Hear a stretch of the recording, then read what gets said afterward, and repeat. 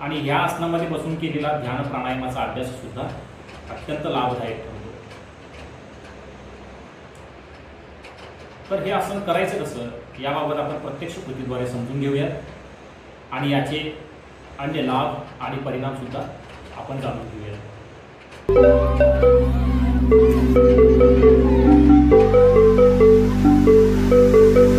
सुखासन करण्यासाठी आपण जमिनीवरती किंवा चटईवरती बसा। दोन्ही पाय आपले सरळ करा। यानंतर डावा पाय गुडघ्यामध्ये दुमडून उजव्या पायाच्या मांडीखाली घ्या।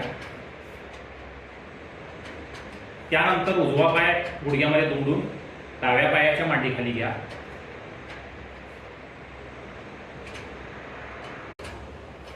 नमस्कार योग साधको, मी प्रताप। माझ्या यूट्यूब चॅनलमध्ये आपल्या सर्वांचं पुन्हा एकदा स्वागत। आज मी आपल्याला या ठिकाणी सुखासन या आसनाविषयी माहिती देणार आहे। सुखासन हे योगातील मूलभूत आणि सोपे आसन आहे। सुख म्हणजे सोपे किंवा आनंद आणि आसन म्हणजे बसण्याची स्थिती। या आसन स्थितीमध्ये ध्यान आणि प्राणायामाचा अभ्यास करण्यासाठी हे अत्यंत सोपं आणि लाभदायक आसन आहे। म्हणूनच याला सुखासन असं म्हटलेलं आहे। जे नवीन योग साधक आहेत की ज्यांना अर्धपद्मासन, पद्मासन, वज्रासन, स्वस्तिक आसन, सिद्ध आसन अशा प्रकारची जी कठीण आसनं आहेत त्या कठीण आसनांमध्ये बसून ध्यान प्राणायामाचा अभ्यास करता येणार नाही अशा लोकांसाठी एक प्राथमिक स्वरूपात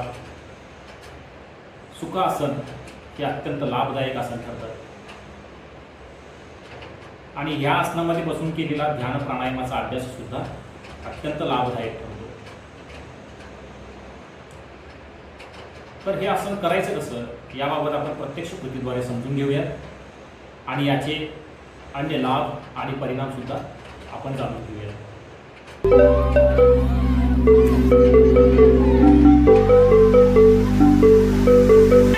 सुखासन करण्यासाठी आपण जमिनीवरती किंवा चटईवरती बसा।